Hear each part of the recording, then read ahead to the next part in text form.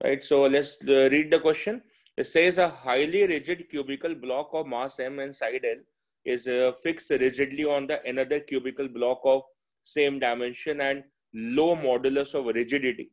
So question यहाँ पे खुलना शुरू हो जाता है, and then there is so much of information over there. आगे क्या क्वेश्चन है? Small force is applied perpendicular to one of the side faces of A, and after the force is withdrawn, block A executes oscillations, time period of which is given by. इसका मतलब question जो है वो basically यहाँ पे जाके हमें entry दे रहा है कि हमें बेसिकली टाइम पीरियड का एक्सप्रेशन फाइंड आउट करना है, और बाकी सारी उसकी कहानियां हैं कि वो शायद m पे डिपेंड करता है और लेंथ पे डिपेंड करता है और वो मॉडुलस ऑफ रिजिडिटी पे डिपेंड करता है. तो ये बेसिकली हमारा क्वेश्चन फॉर्मेट है कि टाइम पीरियड इन तीनों पे डिपेंड करता है. तो या तो आप ऑप्शंस के थ्रू देख सकते हो इस पर्टिकुलर क्वेश्चन को, but that will B hard luck कि अगर वो ऑप्शन डी हुई तो एक एक ऑप्शन को आपको एलिमिनेट करके देखना पड़ेगा. दूसरा तरीका है कि आप इसको सेटअप करके देख लो कि मास की डायमेंशन तो आपको पता ही है, एल की डायमेंशन तो आपको पता ही है, वो तो फंडामेंटल्स ही हैं. तीसरा आपका ईटा रह गया. ईटा मतलब रिजिडिटी मॉडुलस है, मतलब इलास्टिसिटी मॉडुलस है, मतलब इसकी डायमेंशन स्ट्रेस के बराबर होती है. स्ट्रेस मतलब प्रेशर, प्रेशर मतलब force upon area. So force upon area means that's mlt minus 2 and divided by area मतलब L square. So that becomes as m upon L and into t power minus 2. So that is 1 upon t square. So that t square is supposed to be m upon L eta. So t is supposed to be as equal to root of m upon L eta dimensionally. So that is a dimensional of this, or otherwise proportionality, that will become k and root of m upon L into eta. So we have once again done this via the question of the category 1 कि हम t को find out कर रहे हैं bye assuming कि m, l और ईटा new fundamentals हैं. हालांकि क्वेश्चन की लैंग्वेज बिल्कुल वैसी नहीं है, लेकिन हमने फिर भी क्वेश्चन का अप्रोच उसी तरीके से करा है, रेदर दैन की दूसरी अप्रोच मैंने कल भी आपको बताई थी कि होती है जिससे आप क्वेश्चन करते आए होंगे, और वो तरीका आपका यही रहा होगा that t is proportional to m power a, l power b, eta power c. उस तरीके से आपने क्वेश्चन को अप्रोच करा होगा, but this is a more healthier way of approaching the question in competitive, and so we have got our answer, and that's root of m upon L eta is working my answer. So it's not different category question, तो मैं इसको categorize नहीं कर रहा हूँ, ठीक है ना. So it's a category 1 problem only. आगे बढ़ते हैं, and I'm on to the next question where it says there is L, R, C and V. सारी टर्म्स हमें पता है. बेसिकली L का मतलब इंडक्टेंस है, तो फिर resistance for R, capacitance C and the potential difference is V. तो पूछा हुआ है L अपॉन RCV के डायमेंशंस किसके बराबर होंगी. सो आई थिंक मैंने कल इसके बारे में थोड़ा सा ज्ञान आपको दिया था. टाइम कांस्टेंट के बारे में मैंने आपको हिंट अप ऑन करा था कि टाइम कांस्टेंट किस तरीके से यूज करते हैं. सो टाइम कांस्टेंट जो था उसके दो फॉर्मूले दिए थे मैंने. एक तो था L अपॉन R और दूसरा था time constant as equal to R into C. So maybe उसके थ्रू अगर आप कुछ यहाँ से गैदर कर पाओ तो कुछ शायद मिल सकता है. आई think the question is done by this, क्योंकि अगर मैं L अपॉन आर सी भी चेक अपॉन करूं, सो L अपॉन आर जो है, L upon R that will be time constant. So basically वो टाइम के बराबर हो जाएगा डायमेंशनली. और C इंटू वी आपको फॉर्मूला आपको पता है that the charge is suppose to be equal to C into V. So micro formulas के थ्रू हम फिर से इस क्वेश्चन को बहुत आसानी से कर पाए. CV की जगह Q आ जाएगा. So that is charge upon time क्या होगा, Q by T will be current. So that is simply 1 upon current is suppose to be the solution for this. और ये जैसे मैंने बताया था कि ये जो मैंने माइक्रो रिजल्ट्स आपको दिए हैं ये बहुत ही लाजवाब रिजल्ट्स हैं जो कि आपको अपने दिमाग में फिट करके रखने हैं. So that is 1 upon current as my result. Mu naught का क्वेश्चन होता है, एप्सिलॉन नॉट का क्वेश्चन होता है, उसके लिए भी आपके पास में इनको रिलेट करने के लिए भी एक रिलेशन होता है that is C as equal to 1 upon under root mu naught epsilon not.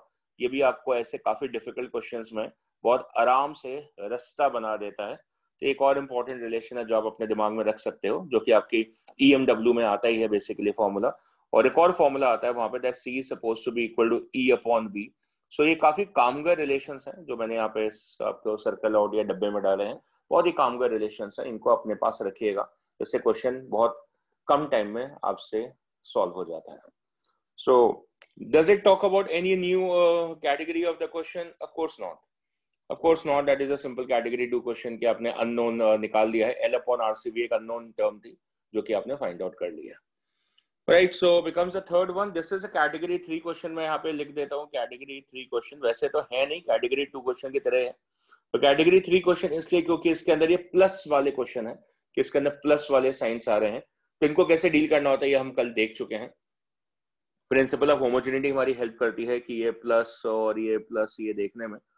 तो सबसे पहले तो बड़ा पिक्चर देखते हैं कि प्लस के लेफ्ट साइड पे 80 है, तो ये पूरी की पूरी term b upon T plus C के बराबर होगी इन डायमेंशंस बिहेवियर, क्योंकि हम उन्हीं क्वांटिटीज को ऐड कर सकते हैं या सब्ट्रैक्ट कर सकते हैं जिनकी यूनिट्स और डायमेंशन सेम होती है. और प्रिंसिपल हमें ये भी इजाजत देता है कि LHS इक्वल टू RHS होता है, तो ये पूरा v के बराबर भी एक्स्ट्रा आएगा. फिर अगर हमने और माइक्रो एनालिसिस करी तो पता चला एक प्लस और है यहाँ पे, उससे ये पता चला कि जो c की डायमेंशन है वो t के बराबर आनी चाहिए. तो ये हमने क्रैक कर लिया और यहीं से क्वेश्चन ये क्रैक हो जाता है क्योंकि c की जो है वो t सिर्फ एक ही ऑप्शन में है. तो देखो कई बार क्वेश्चन बहुत इजीली क्रैक डाउन हो जाता है through even one part only. तो इससे क्वेश्चन क्रैक डाउन हो गया और आंसर आपका ए पार्ट आएगा. बाकी अगर हम चेक करना भी चाहें तो क्रॉस चेक कर लेते हैं ए को. तो ए की डायमेंशन जो है वो v बाई टी से आ जाएगी और v यहाँ पे वेलोसिटी है, so that means l t minus 1 and upon t, so that perfectly fits in l t minus 2. सो वो भी हमारा परफेक्टली फिट इन हो गया है. C becomes my option and the question has been done in stipulated time, या time से कम समय में क्वेश्चन हो चुका है. सो नेक्स्ट पे मूव ऑन करते हैं. This is again the category 1 question where we have the force, acceleration and time as a fundamentals and find the dimensions of energy पूछा हुआ है. So बहुत आसानी से क्वेश्चन हम फिर से कर सकते हैं. फोर्स के डायमेंशन जो है that is supposed to be mlt minus 2, ये फोर्स के डायमेंशन है. Acceleration is supposed to be equal to lt minus 2 और टाइम तो टाइम ही होता है. और एनर्जी पूछी हुई है. सो एनर्जी वर्चुअली बेसिकली होती क्या है, that is work of work क्या होता है, फोर्स इनटू डिस्प्लेसमेंट.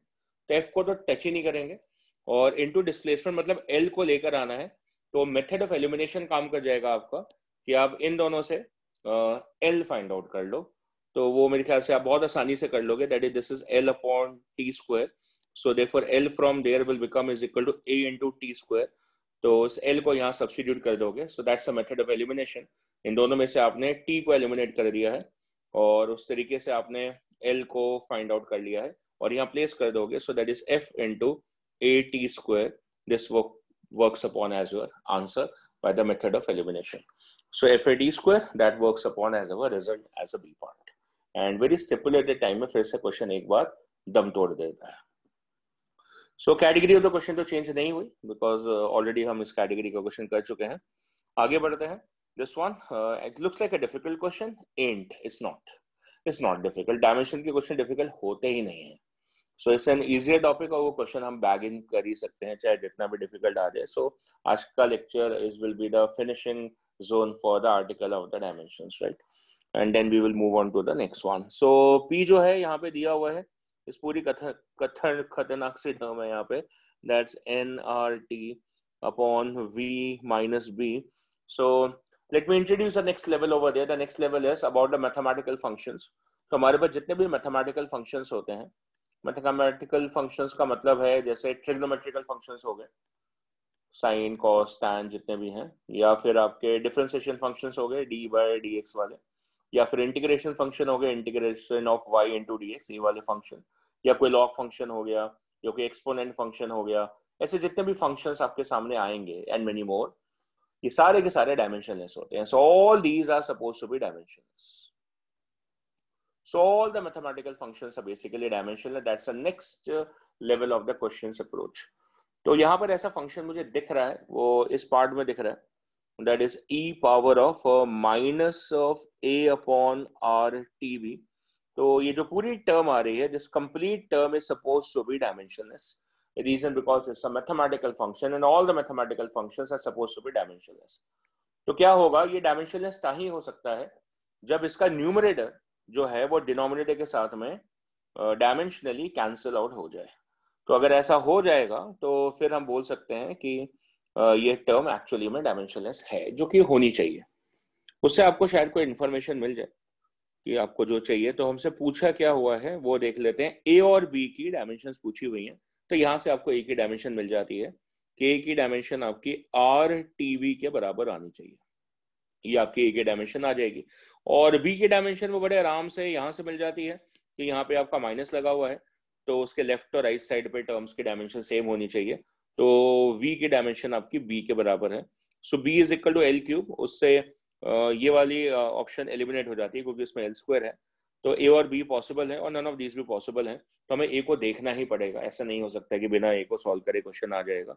इसके अंदर यूनिवर्सल कैश कांस्टेंट आ रहा है, तो आप चाहें तो ऐसे यूज कर सकते हैं। PV is equal to NRT होता है, एन नंबर ऑफ मोल्स होते हैं। सिंगल नंबर ऑफ मोल के लिए पीवी इक्वल टू एनआरटी, अगर हम यहाँ पे यूज कर लें इस तरीके से एनआरटी, तो शायद फिर आप इससे आराम से क्वेश्चन सॉल्व कर सकते हैं कि यहाँ से आर टी जो होगा that will be PV upon N. So A की डायमेंशन हो जाएगी PV upon N into V, और पीवी जो होता है वो वर्क के बराबर होता है, so that's work into volume upon number of moles. तो यहाँ से आसानी से हमें पता चल जाएगा। वर्क की डायमेंशन हमें चुटकियों में पता होती है, that is ml square t minus 2, और वॉल्यूम जो है that becomes l cube and divided by mole. So it fits in, that becomes ml5 t minus 2, and mole minus 1, that becomes our dimension, and it surely fits the a part over there, perfectly fitted है, and so it's our option, right? So easily done. So एक नई चीज हमें सीखने को मिली इसके अंदर dimensions के बारे में, कि जितने भी मैथमेटिकल फंक्शन है वो डायमेंशनलेस होते हैं, और उसकी वजह से हम इस क्वेश्चन को बहुत ही आराम से कर सकते हैं। तो मैं इसको कैटेगरी 4 क्वेश्चन डाल देता हूँ, which basically uses a complex mathematical function, और हमें कंफ्यूज करने की कोशिश करता है पर कर नहीं पाया बेचारा, और हम क्वेश्चन को जीत गए, हम सॉल्व कर पाए। ये एक इजी क्वेश्चन है, ये आपके एनसीईआरटी बेस्ड क्वेश्चन है, बहुत आसान क्वेश्चन है, ऊपर वाले का हल्का वर्जन है, और ये आराम से आप कर सकते हैं। यहाँ से आप ए की डायमेंशन चेक कर सकते हैं, क्योंकि पी में A by V square added है, सो पी की dimension A upon V square के बराबर हो जाएगी। जैसे प्लस दिखेगा हम सीधा इस पे उतर सकते हैं, उससे आपको ए की डायमेंशन मिल जाती है as equal to P into V square, and that is pretty simple to find it. पर क्वेश्चन में ए निकालने को बोला नहीं है, so wait for the question to shape up. तो आप फिर दोबारा देखेंगे, और आपने दोबारा देखा तो माइनस दिखा, तो उसके लेफ्ट और राइट पे टर्म्स को आपने डायमेंशनली इक्वेट कर लिया, तो बी की डायमेंशन वी के बराबर हो गई है। और उसके बाद क्वेश्चन है ए बाई बी पूछा है, ए अलग नहीं पूछा है, बी अलग नहीं पूछा है, तो अलग अलग मत निकालिए, समय ना वेस्ट करिएगा अपना। ए अपॉन बी के अंदर सीधा वैल्यू को प्लेस इन करो, तो ए आपका पीवी स्क्वायर है और बी आपका वी के बराबर है, तो ये वी और वी कैंसिल है, तो ये रिजल्ट पीवी आ जाता है, और पीवी जो होता है वो वर्क के बराबर होता है। तो इसका मतलब ये क्वेश्चन सीधे सीधे किसके बराबर आ गया, वर्क के। तो force momentum energy, energy fits इन, क्योंकि वर्क की डायमेंशन एनर्जी के बराबर होती है। And so the question is very very easily done, और हमने कोई भी एक वी डायमेंशन लिखी नहीं है इसके अंदर, and still we are able to do it. So as I've been telling in the last lecture also कि हमें dimensions को नहीं देखना है, हमें basically relations देखना है, और grouping करके अपने दिमाग में फिटिंग करके रखना है। ये शॉर्ट हमें पता होना चाहिए कि कहाँ पे किसको सब्स्टिट्यूट करना है। अगर ये एंगल हमें पता चल जाता है क्वेश्चन के अंदर सॉल्व करने का, तो ये आर्टिकल आपका बिल्कुल कंट्रोल में आ चुका है। सो ये नई कैटेगरी का क्वेश्चन नहीं है, कैटेगरी 3 क्वेश्चन ही हो गया है, so we are leaving it like that. ये फिर से कैटेगरी 4 क्वेश्चन है, it's a research study question, so I am not going to be perturbed by it. मैं इससे बिल्कुल भी कंफ्यूज नहीं हो रहा हूँ कि यार डिफिकल्ट क्वेश्चन होगा। तो मैंने ध्यान दिया एक्सपोनेंट वाले पे, तो exponent power minus B upon K T ऐसा कुछ आ रहा है, तो डेफिनेटली मैथमेटिकल फंक्शन है तो डायमेंशनलेस होना चाहिए, बात मुझे बिल्कुल कॉन्फिडेंटली आती है। तो बी की डायमेंशन उस वजह से के डी के बराबर आ जाएगी। सो मुझे बी की डायमेंशन तो मिल चुकी है, तो बी की डायमेंशन हो गई है के इंटू टी के बराबर आ गई है, प्रीटी फाइन। और फिर ये तो उड़ गया, मतलब ये तो बेसिकली उड़ गया, ये तो डायमेंशनलेस है। तो बाकी जो रह गया उसके ऊपर कॉन्सेंट्रेट कर लेते हैं। I equal to A T square रह गया है, तो वहां से मुझे ए की डायमेंशन मिल जाएगी, तो ए की डायमेंशन हो जाएगी आई upon T square.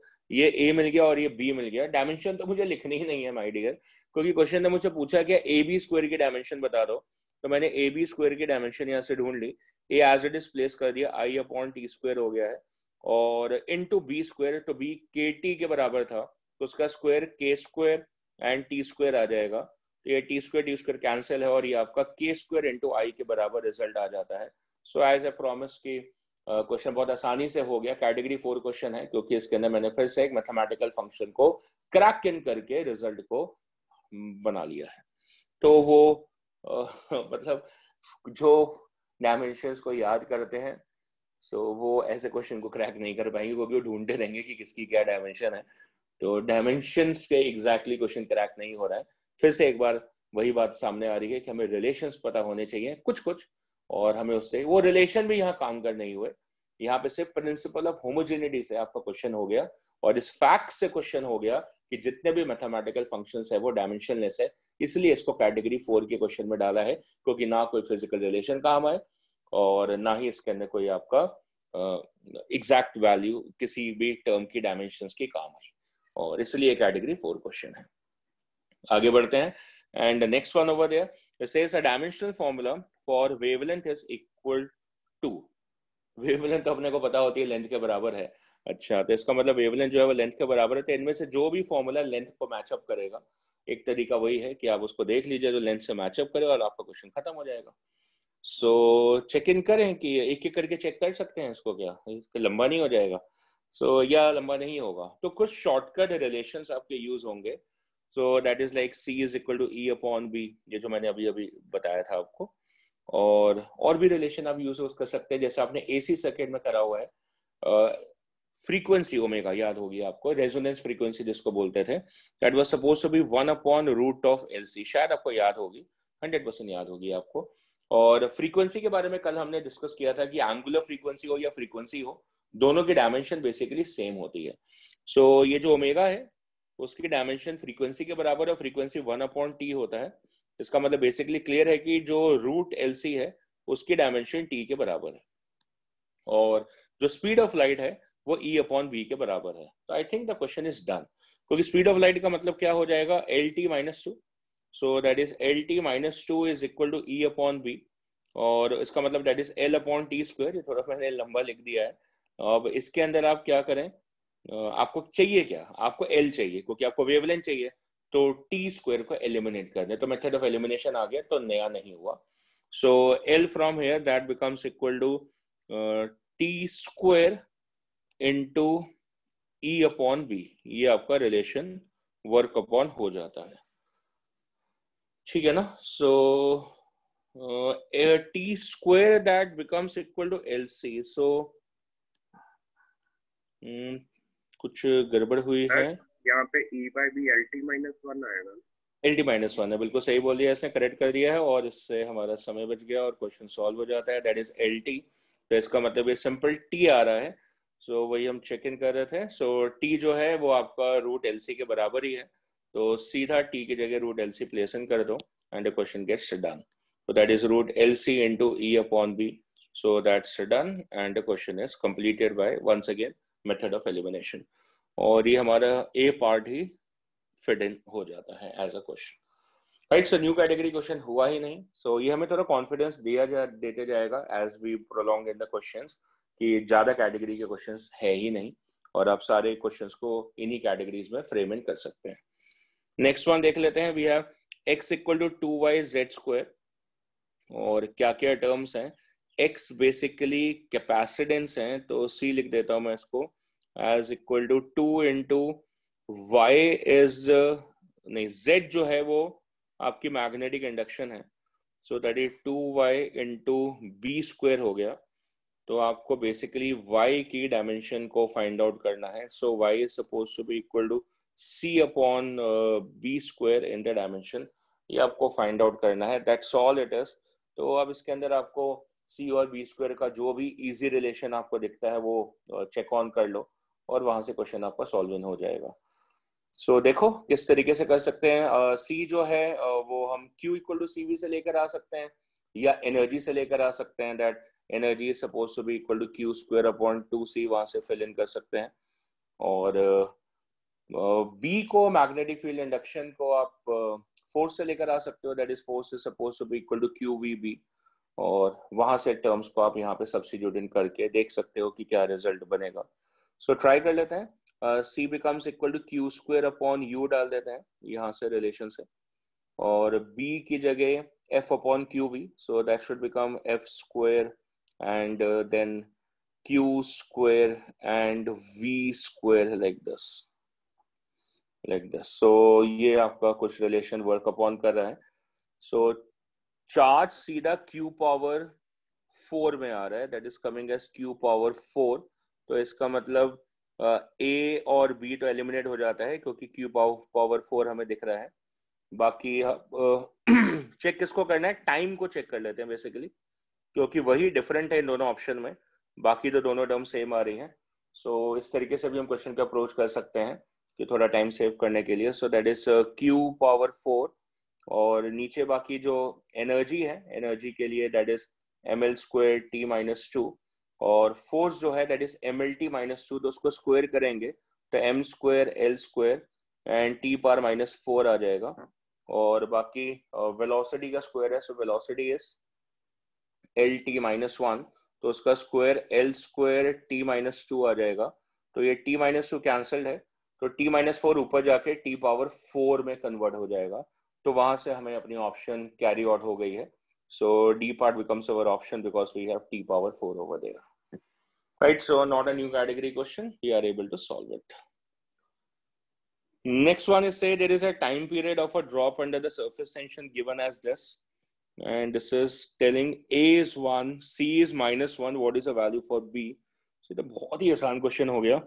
T become T square लिख लेते हैं, that is D पावर 1 हो गया और R पावर B हमें फाइंड आउट करना है और R बेसिकली आपका रेडियस है and C is -1, so that is upon S. So that means R power B is equal to S into T square upon D. That becomes in the relation. अब इसमें S क्या है, surface tension है और T क्या है, time period है. तो सरफेस टेंशन क्या होती है, force upon length. So that is MLT minus 2 upon L. D इसमें जो है वो डेंसिटी है, so that is mass upon volume, so ML minus 3. और T स्क्वायर मतलब दैट इज टाइम स्क्वायर. सो मुझे R वर्क अपॉन करना है, तो M कैंसल्ड है, T माइनस 2 T स्क्वायर से कैंसल्ड है, ये L और L कैंसल्ड है, ये ऊपर आ जाता है, that becomes L cube. So that is R means L, so that is L power B. So therefore the value for the B becomes equal to 3. And just a substitution, unknown term को find out करना. So that's not a new category question, it's a simple question. Next one ये straight from the NCERT है. y is equal to a sin omega into x upon v minus k and dimensions of k पूछा हुआ है. बहुत ही आसान question है, सिर्फ यहीं से क्वेश्चन सॉल्व हो जाएगा, बीच में माइनस है and therefore the k becomes equal to basically x upon v. वहीं से क्वेश्चन डन है और x is supposed to be L and v is supposed to be LT minus 1. so L and L cancel और ये t के बराबर हो जाता है. so that's your dimensions of k basically. So that's T as our option and easily done. Simple category question है कि आपको principle of homogeneity ने use करा है, इसलिए new category नहीं बना. Next one is again looking like the same thing, so it's not a new category question once again. And मैं जितने भी possible questions आज तक आ चुके हैं उनको भी मैं आपके सामने रख रहा हूँ और possibility जो अच्छे अच्छे question बन सकते हैं वो भी मैंने आपके साथ में discuss कर रहा हूँ, ताकि जब आप self practice करेंगे कहीं से भी you will not find any new question apart from there either in the previous mode या फिर जो भी आप प्रैक्टिस कर रहे होंगे उसमें किसी भी किताब से, any book you do.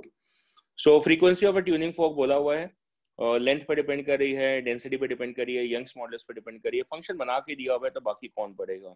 So frequency का मतलब होता है 1 upon time period, so t minus 1 है और राइट साइड पे that is equal to L power A and D power B and Y power C. So दो तरीके, एक तो मेथड ऑफ एलिमिनेशन है और दूसरा है कि आप इसको सॉल्विंग करें पूरी तरीके से, तो वो भी करके देख लेते हैं एक बार. सो D मतलब डेंसिटी है और डेंसिटी मतलब ml माइनस 3 होता है, सो ml माइनस 3 पावर B हो जाएगा. और यंग्स मॉडुलस मतलब मॉडुलस ऑफ इलास्टिसिटी मतलब स्ट्रेस के बराबर होगा, स्ट्रेस मतलब प्रेशर, प्रेशर मतलब force upon area. So mlt minus 2 upon L square, so should be ml minus 1 t minus 2 and power C. So technical तरीका क्या है कि m की पावर इकट्ठी करो तो b प्लस c आ जाएगी यहाँ से, और l की पावर इकट्ठी करो, so this should B a and minus 3b minus c. Oh, it looks hefty, yaar. It looks hefty. So solve it. and then t power that is minus of 2c. और left side पर that is m0 l0 and t minus 1. Equating in the power, सबसे पहले तो t की equate कर लो, सो सीधा c मिल जाएगा. Minus of 2c equal to -1 आ रहा है, तो c की वैल्यू हाफ आ रही है. सो क्वेश्चन ही वहीं से डन हो जाता है. देख लेना, c की वैल्यू हाफ ही है ना, हाफ है तो वही मेरे ख्याल से बी ऑप्शन फिट इन हो जाती है वहां से. बाकी आपको देखने की जरूरत नहीं पड़ेगी. बाकी आप देख सकते हैं बाकी इक्वेशन को, b प्लस सी वहां से 0 हो रहा है और a minus 3b minus C B वहां से 0 है. सो आई थिंक यहाँ से b plus C equal to 0 से b की वैल्यू आपकी माइनस हाफ हो जाती है. It makes our question more strong, minus half and half. So I think this is our correct option and done. दूसरा तरीका of course method of elimination है, जिसमें आपकी लेंथ एज इट इज है, density जो है that will become as m upon l cube, ये बन जाएगा. तो उससे आपको m की डायमेंशन मिल जाएगी. m की डायमेंशन आपकी d इंटू एल क्यूब आ जाएगी. फंडामेंटल मिल गया, एक तो l मिल गया और दूसरा m मिल गया. और तीसरा जो है वही आपको निकालना है बेसिकली, और यंग्स मॉडुलस से आपको बाकी फाइंड आउट करना पड़ेगा. तो यंग्स मॉडुलस फिर से ml माइनस 1 t माइनस 2 है, ml minus 1 and t minus 2. तो यहाँ से आप t स्क्वायर फाइंड आउट कर लो. So t square will be equal to m upon l y. ये आपका रिलेशन बन जाएगा m अपॉन एल वाई. और फिर आप इसमें m प्लेस कर दो, जो कि आपका dl क्यूब आ जाएगा. So that t square will be dl cube upon l into Y. ठीक है ना. मेथड ऑफ एलिमिनेशन से पहले आपने यहाँ से m फाइंड आउट कर लिया और फिर यहाँ पे m आपने एलिमिनेट कर दिया. So that works upon at d into L square upon Y, that is t square. So t will become root of this particular value. और क्योंकि फ्रीक्वेंसी पूछी है तो इसको रिवर्स कर लोगे. सो 1 अपॉन टी मतलब फ्रीक्वेंसी आ जाएगी. So f should become as y upon D L square. So root y upon D और 1 अपॉन एल ये बाहर आ जाएगा. इससे आपको फिर से सारी डायमेंशंस मिल जाएंगी. सो मेथड ऑफ एलिमिनेशन हमेशा काम करता है और मुझे कंपैरेटिवली ये इजी मेथड लगता है. आप भी अगर उसके ऊपर आप काफी सारे क्वेश्चन को इसी तरीके से अटेम्प्ट करेंगे तो आपको इसके ऊपर हाथ साफ हो जाएगा और फिर आप इसी मेथड को प्रेफर करेंगे. ये मेरा टेक है आपके ऊपर. आप ट्राई करके देख लो 10 क्वेश्चन इस तरीके से, आप इस पर्टिकुलर मेथड को भूल जाओगे, छोड़ दोगे इसको, और हमेशा क्वेश्चन को इसी तरीके से अटेम्प्ट करोगे और वो एक लाजवाब तरीका है क्वेश्चन को करने का. नेक्स्ट क्वेश्चन पे आ जाते हैं, where it says once again the time period of oscillation of same तरीके कैटेगरी क्वेश्चन हो गया है और आपको रेडियस गिवन है, डेंसिटी गिवन है, सरफेस टेंशन गिवन है. तो रिलेशन आपको फाइंड आउट करना है. एक तो बच्चा कहता है कि सर ऑप्शन से देख लूंगा मैं, दूसरा कहता है मैं वो मेथड नंबर 2 लगाऊंगा जिससे मैं पावर ए पावर बी पावर सी सॉल्व करूंगा, और कोई कहता है सर मेथड ऑफ एलिमिनेशन लगा लेते हैं. तो 3 तरीके हो गए क्वेश्चन को अटेम्प्ट करने के. आपको जो सही लगता है आप उससे कर सकते हैं. तो क्वेश्चन तो डेफिनेटली हो ही जाएगा. आइडिया बस ये होता है कि आपका ये क्वेश्चन किसी और क्वेश्चन को हैम्पर ना करे, है ना. टाइम स्टिपुलेटेड टाइम में क्वेश्चन हो जाए, बस वही हमारे लिए सक्सेस है. क्वेश्चन तो डेफिनेटली हो जाएगा, सो मेरी हेल्प के बिना भी हो जाएगा. तो radius R, density rho, surface tension S. तो रेडियस आर मतलब लेंथ आपको सीधा सीधा मिल गया है और डेंसिटी से आप मास को ढूंढ लेंगे. तो सेम तरीके का क्वेश्चन हो गया कि डेंसिटी जो है वो आपके मास अपॉन वॉल्यूम है, तो m अपॉन एल क्यूब है. तो बेसिकली इससे आपको एक और फंडामेंटल मिल गया जो m आपको मिल गया है. तो इसका मतलब l आपको मिल गया, m आपको मिल गया, तो बस t की तलाश है और वही क्वेश्चन खत्म हो जाएगा. तो सरफेस टेंशन जैसे आप लिख लेते हैं, that is equal to force upon length, मतलब MLT minus 2. So ML by T square लिख देता हूँ, MLT माइनस 2 को, एंड डिवाइडेड बाय L. तो वो L तो कैंसल आउट हो गया. सो ये आपका सरफेस टेंशन आ गई. तो आपको T चाहिए, so T square that becomes equal to M upon S आ गया और M की वैल्यू आपने यहाँ से प्लेस कर दी. So that becomes rho L cube upon S आ गया. L मतलब बेसिकली रेडियस है, so that is rho into R cube upon S हो गया. और T की वैल्यू प्रोपोर्शनल होगी root of rho into R cube upon S. ये आपका रिलेशन फाइंड आउट हो गया and that fits in I think D part over there और B part over there, rho R cube upon S. So B part देखो दोनों dimension ही same है, पर 2 का फैक्टर है वो नहीं आ रहा है यहाँ पे. सो B part is the logical correct option over there. Right, so once again this method works and works beautifully. वो ABC वाला मेथड काम नहीं करता है और हम कई बार फील करते हैं कि हमें टाइम ज्यादा लगा. क्यों ज्यादा लग रहा है? Because we are selecting the wrong method. Right, so let's come back. और उसके अंदर बड़ी पेचीदा बातें हैं ना, उसके अंदर आपको इक्वेशन सॉल्व करनी पड़ती है कि एक गलती इधर उधर. तमाम क्वेश्चन तमाम हो जाता है। नेक्स्ट वन, ये क्वेश्चन तो आसान क्वेश्चंस होते हैं, इसके अंदर ये प्लस प्लस माइनस माइनस वाले से क्वेश्चन होते हैं, सारे आसान होते हैं। और इसमें गिवन है काइनेटिक एनर्जी, इस बार kinetic energy that is equal to B into X upon X square plus A square, ये गिवन है। पूछा क्या वो देख लेते हैं सीधा। आपको बी की डायमेंशन पूछी हुई है, तो देखो एक्स स्क्वायर की तो ए स्क्वायर के बराबर ही होगी, और तो बी की डायमेंशन अगर आप ढूंढ रहे हो बी की, so the B dimension should be equal to K, मतलब वर्क हो गया बेसिकली, एनर्जी है, सो एनर्जी लिख लेते हैं। और एक्स स्क्वायर और ए स्क्वायर की तो सेम होगी, तो into x square, distance x square मतलब एल स्क्वायर हो गया, एंड डिवाइडेड बाय एक और एक्स आ जाएगा, so that is L, so that's energy into length. So energy into length, energy work होती है, so work into length, so work into length fit in है, that's the B part. So quietly easily done, कोई dimension नहीं लिखी और फिर भी question हो गया, और 30-40 सेकेंड्स के अंदर ही क्वेश्चन खत्म है। Next one, it's an electrical conductivity formula which we know, I think हमने इसको current electricity में करा होता है। sigma is supposed to be n e square, tau लिखते हैं वहाँ पे basically tau, तो t लिखा हुआ है यहाँ पे upon 2m। n क्या होता है, number of free electrons per cubic meter, that is a number density basically, so n की जो dimension है that will be number per volume, तो 1 upon v, so 1 upon l cube है basically dimension इसकी, सो 1 upon L cube dimension है इसके N की।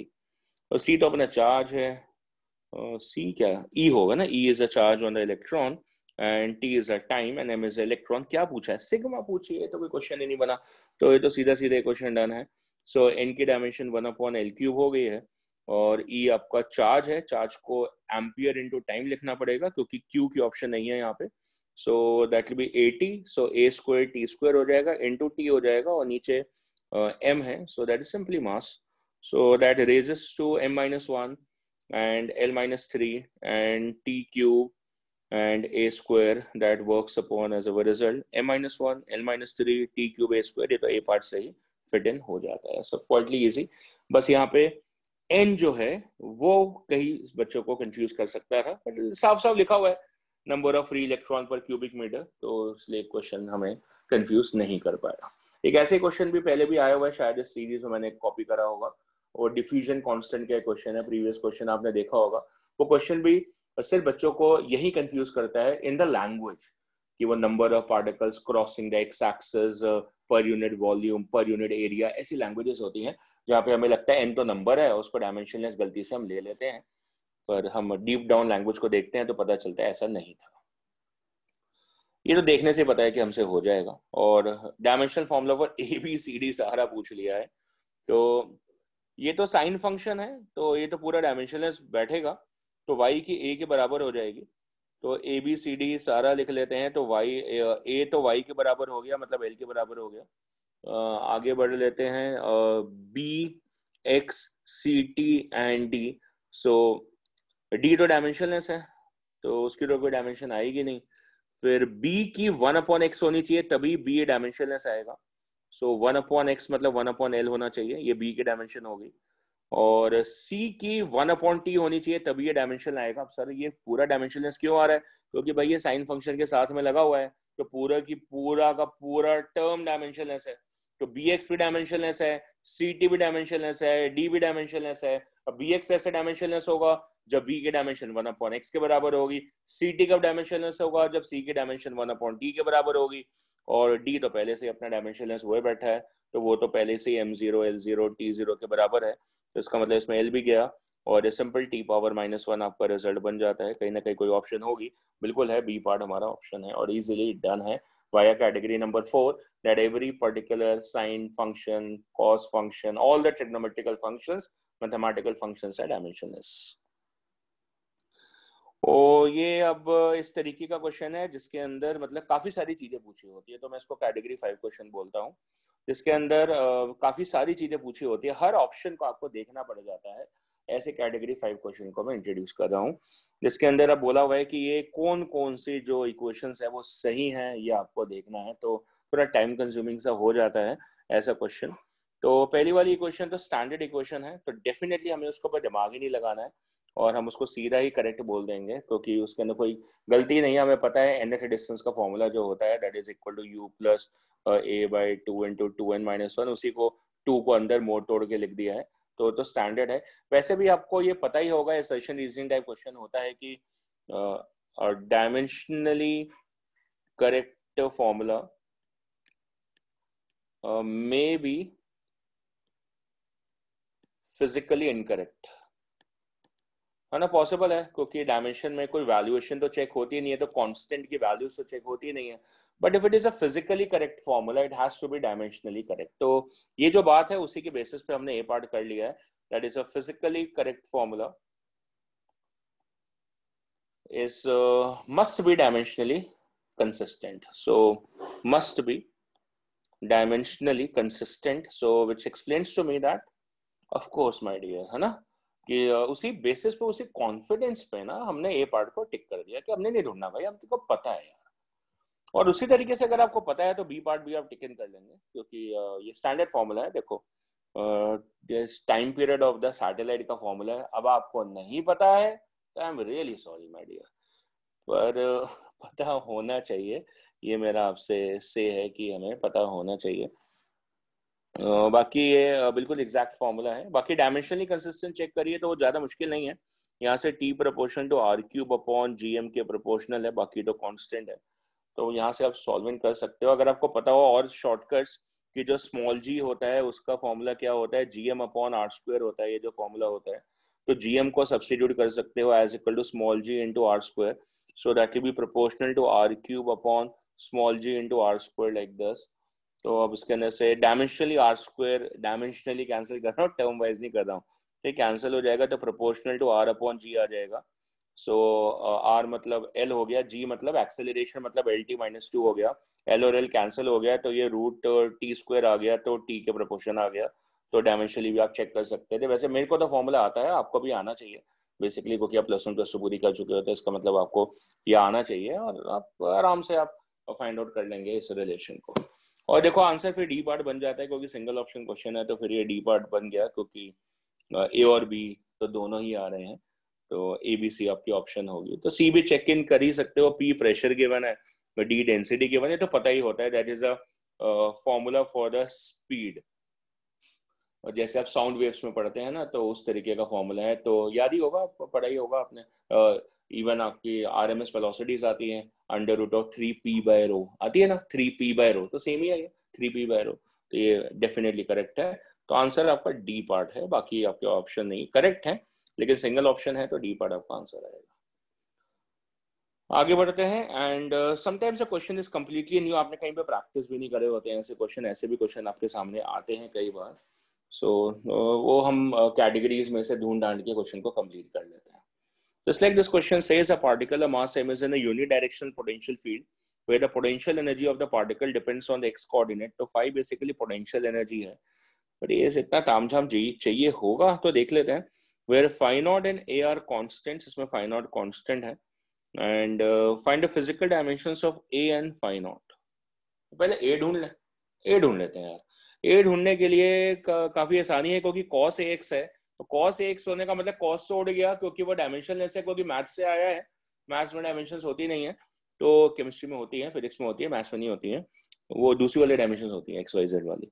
तो ये ax क्या होगा, डायमेंशनलेस होगा। कैसे होगा सर, ये तो सर आराम से हो जाएगा। देखो सर ax डायमेंशनलेस है मतलब a की जो डायमेंशन है वो 1/x होनी चाहिए। देखो क्या सर इससे क्वेश्चन बन सकता है, मैंने कहा b एलिमिनेट हो सकता है इससे, क्योंकि ये आपका l-1 आ गया है और बाकी आपको देखना ही पड़ेगा। तो ये बेसिकली इसके बराबर है और वो आपको पोटेंशियल एनर्जी गिवन है, तो ये तो कोई क्वेश्चन थोड़ी हुआ। फिर फाइंड आउट तो पोटेंशियल एनर्जी, एनर्जी तो अपने बाएं हाथ का कमाल है, दाएं हाथ का कमाल है, वो तो सर ml² t-2 होता है। तो आपने कर लिया क्वेश्चन, सर ए पार्ट डन हो गया क्योंकि वो पोटेंशियल एनर्जी गिवन है function. So easy question out. अब किस कैटेगरी का मान है आपने, तो हम वही फोर्थ कैटेगरी मान लेते हैं जिसके अंदर मैथमेटिकल फंक्शन आया हुआ है।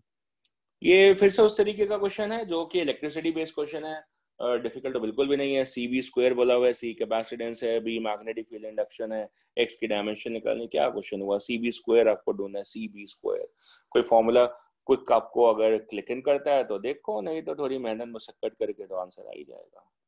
सी and B, capacitor and magnetic induction, ऐसे तो कोई रिलेशन होता नहीं, तो बीच में तो या तो एनर्जी डालनी पड़ेगी आपको या तो फोर्स डालनी पड़ेगी, ताकि क्वेश्चन होगा। सो देख लो, अगर आपको कोई फॉर्मूला क्लिक कर रहा है तो कोई अच्छा सा, नहीं तो आपको रिड्यूस करना पड़ेगा सी को फिर से कहाँ से लेके, एनर्जी से ले आए, कि उसका फोर्स का भी फॉर्मूला होता है कैपेसिटेंस में, वो उसका भी फॉर्मूला होता है, आप वहां से भी पकड़ सकते हो कैपेसिटेंस के अंदर, पर थोड़ा सा लंबा होता है वहां पे फॉर्मूला। सो बेटर है कि सी को एनर्जी से ही ले आओ, तो क्यू स्क्वायर अपॉन यू बन जाएगा, और बी वहीं से फोर्स से पकड़ के ले आते हैं, so that is equal to B Q V, one second, तो बी आ जाएगा एफ अपॉन क्यू वी, और बी स्क्वायर है, so that is F square upon Q square V square. तो पहले तो चार्ज जुड़ गया, तो ऑप्शन में किसी में भी चार्ज नहीं है, किसी में भी नहीं है। तो अब बाकी टर्म देख लेते हैं, नहीं वैसे तो इसमें आई है इन दोनों में, है ना। तो फोर्स mlt -2, सो m square L square T -2, मतलब t -4 हो गया, एनर्जी हो गई ml स्क्वायर t -2, वेलोसिटी हो गई lt -1, so L square and t -2 ये रह गया। सो कैंसलेशंस में देखिए अगर हम, तो t -2 t -2 t -4 कैंसल्ड है, एल स्क्वायर कैंसल्ड है, और एक m यहाँ से कैंसल्ड है, सो दैट बिकम्स ml -2। ये आपका रिजल्ट ए पार्ट सॉल्विंग हो चुका है, एंड दैट्स योर आंसर। सो एक कंप्लीट सॉल्विंग जैसा क्वेश्चन हो गया। डायमेंशंस आपको एक्चुअली इसके अंदर डालनी पड़ी है ना, ज्यादातर क्वेश्चंस में हम डायमेंशंस नहीं डालते हैं, बट इसके अंदर डायमेंशंस हमें डालनी पड़ रही है। सो कोई बात नहीं, वो तो हम सीख ही रहे हैं कि डायमेंशंस है, तो एक आधा क्वेश्चन ऐसे आपको क्रैक इन कर गया है जिसके अंदर डायमेंशंस आपको एक्चुअली डालनी पड़ी है, ज्यादातर में नहीं पड़ी। ये फिर से हमारा कैटेगरी 4 क्वेश्चन है, प्रीवियस ईयर क्वेश्चन है दिस वन, और इसमें फिर से अपना माइनस से हमारा काम शायद बन जाएगा, और भी बन जाएगा, ई पावर बीटी से ही काम बन जाएगा काफी हद तक। तो ई पावर बीटी से पता चला कि जो बी की डायमेंशन है वो 1/t आनी चाहिए, है ना। बाकी ये पूरी टर्म तो डायमेंशनलेस है, तो v आपका सिंपल a अपॉन बी के बराबर हो गया डायमेंशनली, तो a की डायमेंशन आपकी v इंटू बी के बराबर होगी, और b आपने क्रैक कर लिया 1/t, क्योंकि एक्सपोनेंशियल फंक्शन डायमेंशनलेस है, तो bt डायमेंशनलेस होना चाहिए था, तो v इंटू बी हो गया, v आपका lt -1 है, और b की डायमेंशन आपने 1/t लिख दी है, तो ये t ऊपर चढ़ के lt -2 के फॉर्म में आपका आंसर जनरेट कर देगा। So that's LT -2 as a B part. So easily done question. Okay. Next one, the language, and इसके थ्रू हमने ऑलमोस्ट देखो ना कितनी सारी डायमेंशंस हमने रिवाइज इन कर ली है, और आपको एक सेल्फ चेक भी मिल रहा है कि किस किस टर्म्स की डायमेंशंस बेसिकली आपको आती है। तो रट्टा तो मारना ही नहीं पड़ता हमें, क्योंकि इतने सारे क्वेश्चन करने के बाद में ऑलमोस्ट सारी फिजिक्स टच हो जाती है। तो बेहतरीन फॉर्मूला है, एक बार बेहतरीन चैप्टर है, एक बार फिजिक्स शुरू होने से पहले करो, और एक बार फिजिक्स करने के बाद करो, पूरी फिजिक्स कर लो 11-12 की, फिर इस पर्टिकुलर चैप्टर को करो, तो मतलब टूल्स वही हैं, पर कॉन्फिडेंस लेवल ज्यादा हो जाता है, क्योंकि सारी टर्म्स आपको टच करके निकली हुई होती हैं।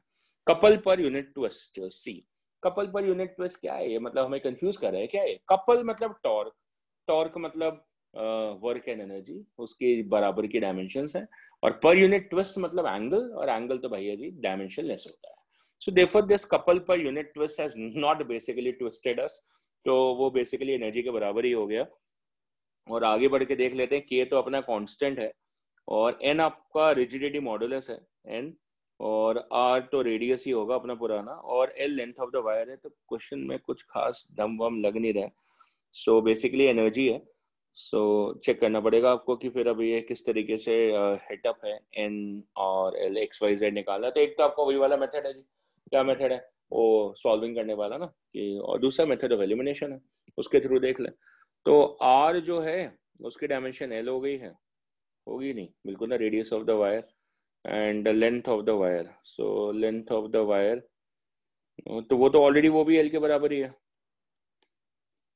तो अब क्या रह गया, मॉडुलस ऑफ रिजिडिटी। तो ये थोड़ा सा ट्रिकी सा क्वेश्चन हो गया, मॉडुलस ऑफ रिजिडिटी अगर आप चेक इन करेंगे, कुछ क्वेश्चन में गड़बड़ लग रही है, क्योंकि radius of the wire and the length of the wire दोनों की डायमेंशन एल के बराबर है। चेक इन कर लेते हैं एक बार।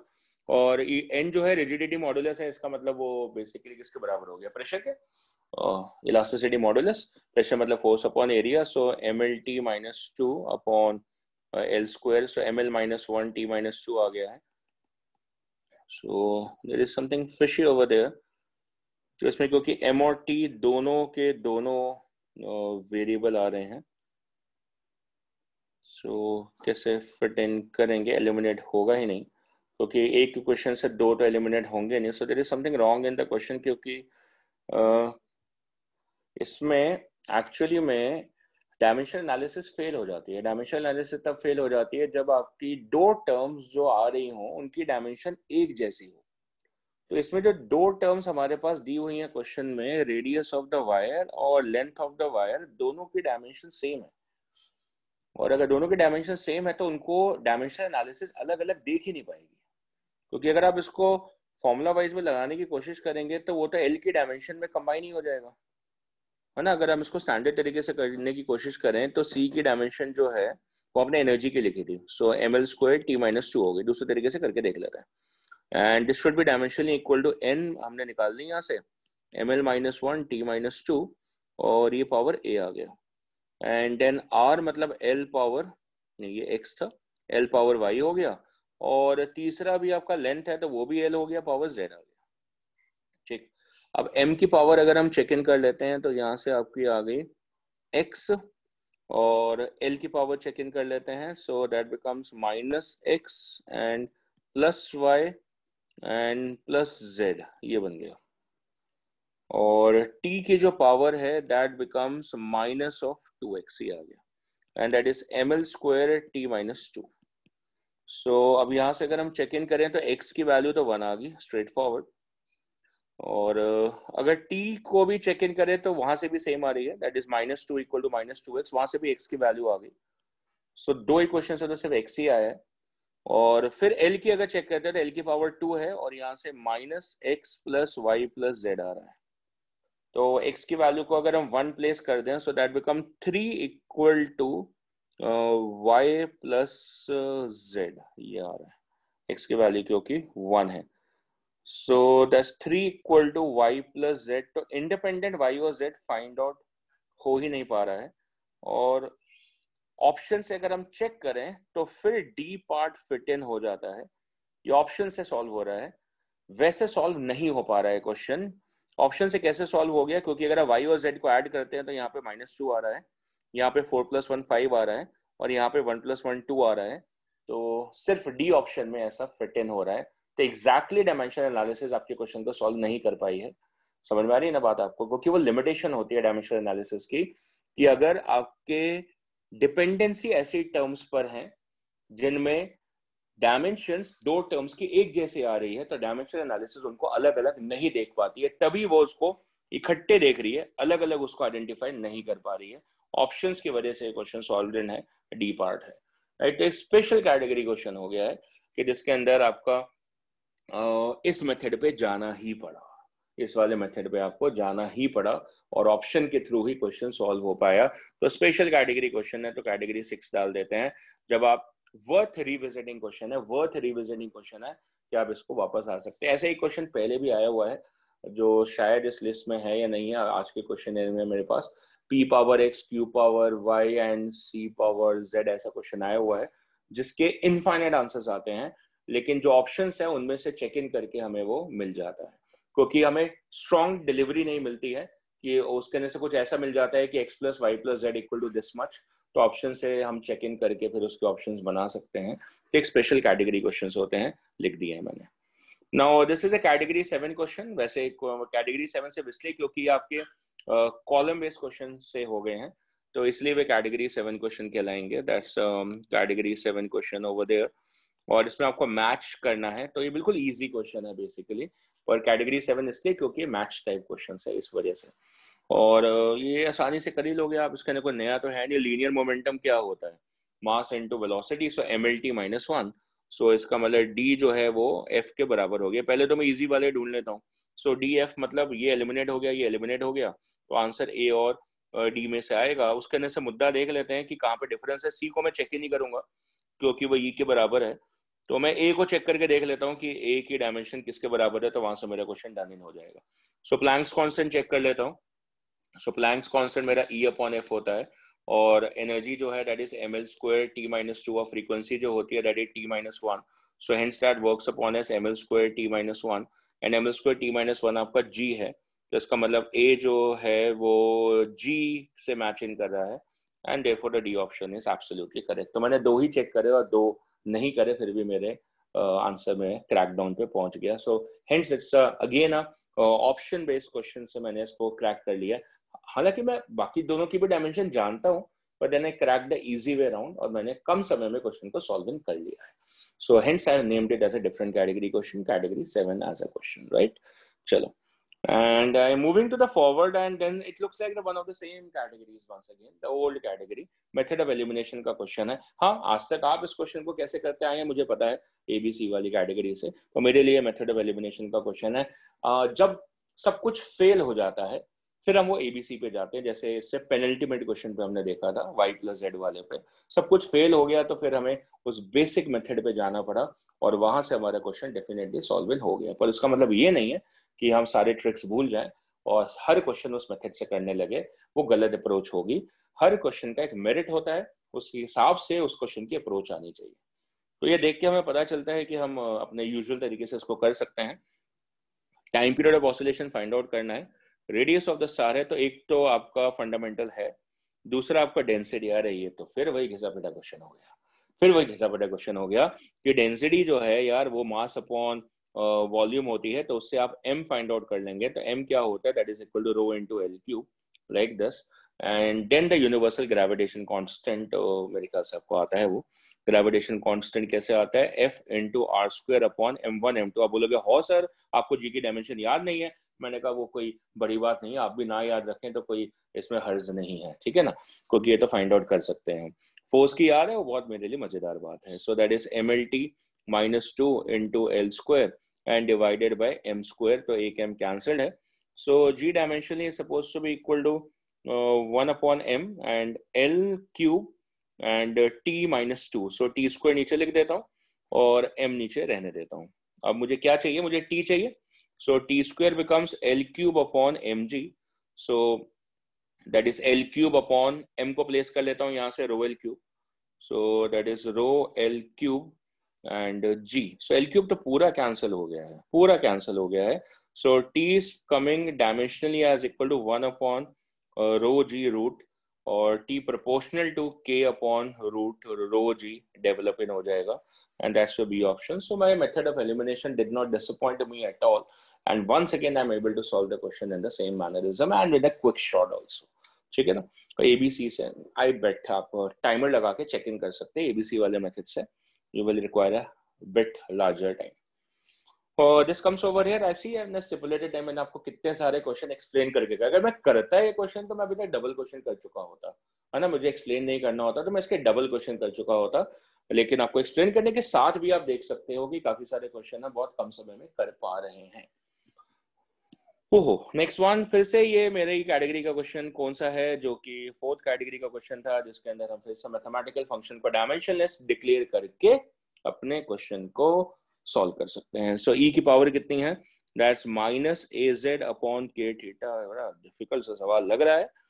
और इसमें थीटा कौन है भाई, थीटा कौन है, थीटा टेम्परेचर है, एंगल समझ के गायब मत कर देना. और जी कि पूछा क्या है, डायमेंशनल फॉर्मूला फॉर बीटा पूछा हुआ है, बीटा. तो ये P इक्वल टू मेरे ख्याल से ये A अपॉन बीटा है. तो मुझे A की डायमेंशन यहाँ से ढूंढनी पड़ेगी.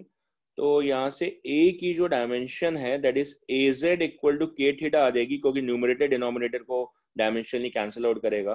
तो A की dimension k theta by Z आएगी. So that's the dimensions of the k.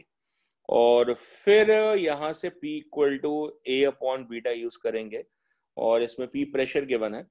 So A की डायमेंशन जो है वो यहाँ से पिक करेंगे तो बीटा की डायमेंशन आ जाएगी A upon P by using this relation.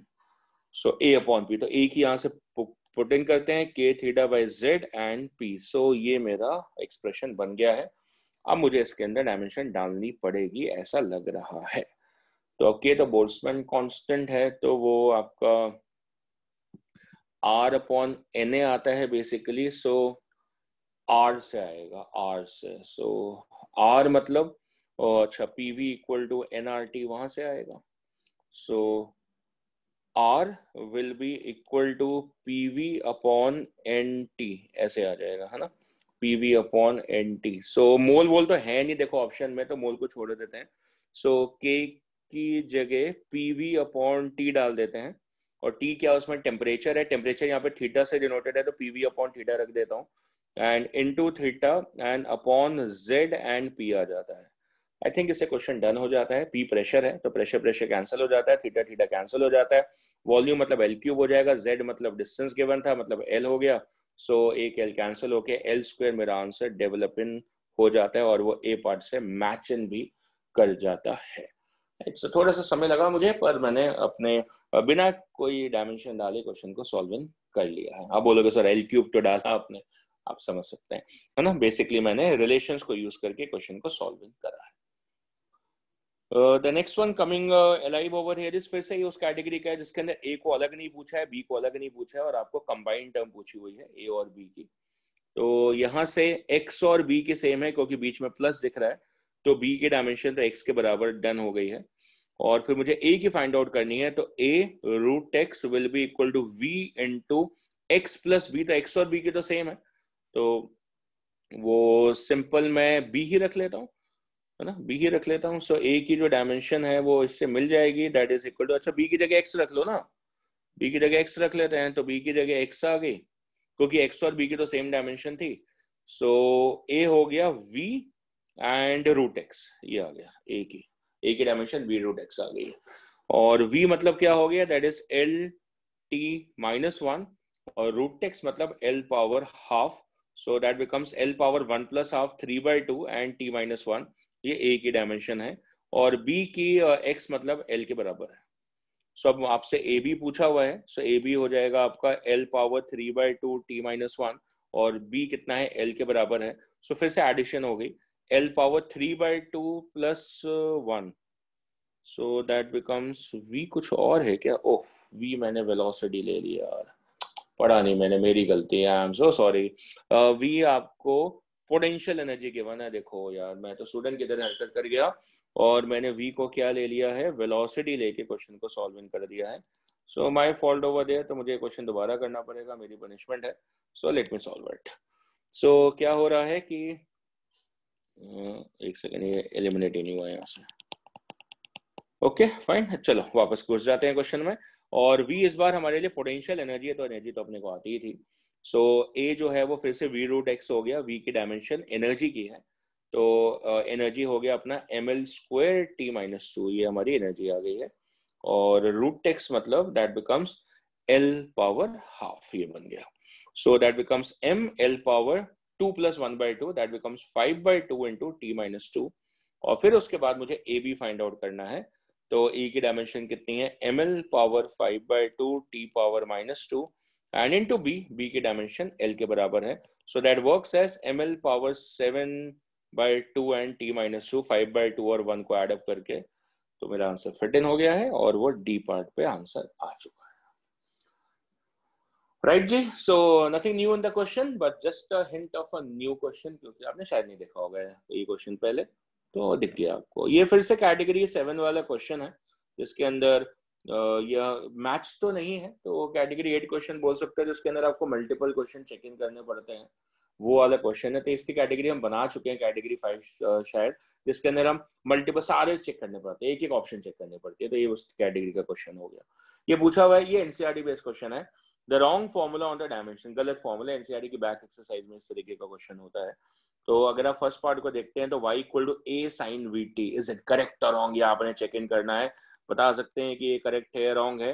तो देखो साइन फंक्शन क्या होना चाहिए, डायमेंशनलेस होना चाहिए, तो बिल्कुल गलत है, ये बिल्कुल गलत है, क्योंकि v इंटू टी जो है स्पीड इंटू टाइम डिस्टेंस आ जाएगा, तो इसकी डायमेंशन l आ जाएगी, जो कि नहीं आनी चाहिए, क्योंकि साइन फंक्शन टेक्निकली डायमेंशनलेस होता है, इस वजह से ये फॉर्मूला बिल्कुल गलत है।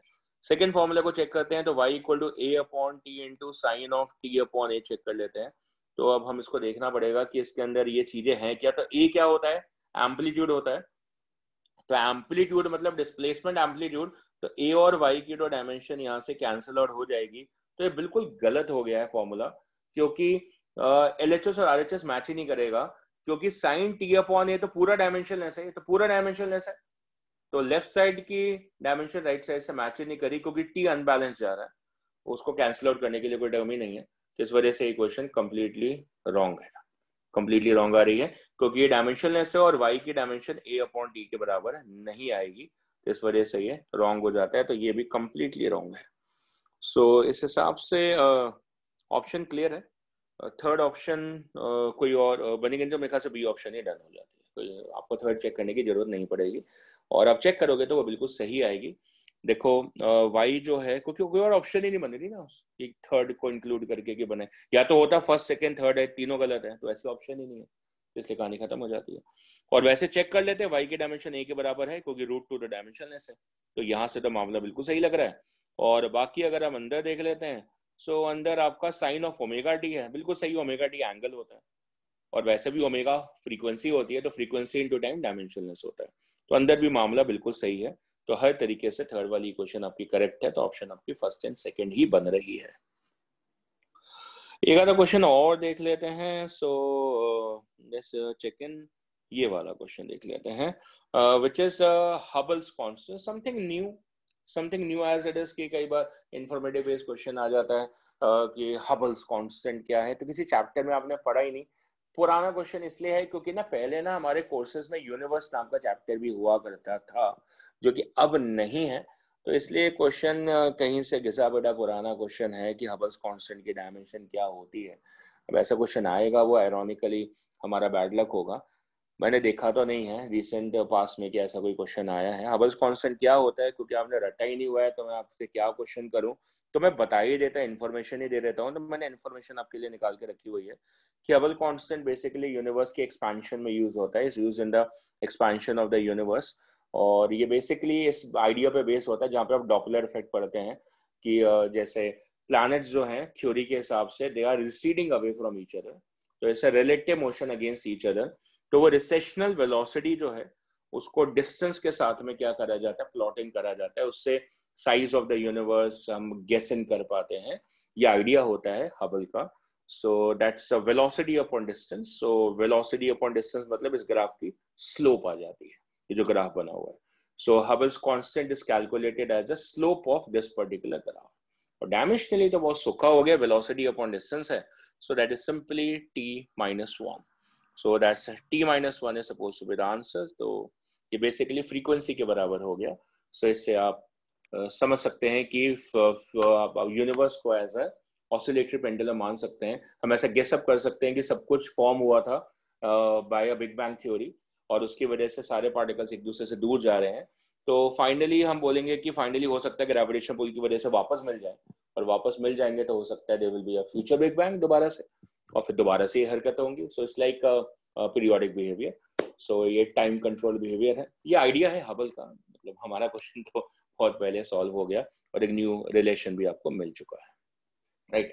So we like to wind up the lecture for today over here, and let's hope that you will be solving your questions, lot of questions now, और आप फिर इसके अंदर महारत हासिल कर लेंगे। तो एक तो मैं मॉड्यूल लोड अप कर दूंगा, और आपके साथ में बुक्स का डिस्कशन भी कर लेता हूँ। मैं मॉड्यूल लोड अप कर दूंगा आप ऐप पे, और कल का पेपर मैंने आपका चेक करेक्ट इन कर दिया है, कुछ एरर थी मेरे ख्याल से, तो वो आपका चेक इन कर दिया है मैंने, तो आपका स्कोर अपडेट हो गया होगा, आप दोबारा चेक इन कर सकते हैं ऐप में, आपका स्कोर दोनों अपडेट हो चुका है। और मैं मॉड्यूल वर्कअप ऑन कर दूंगा, तो आप उसको आगे चेक इन स्टार्ट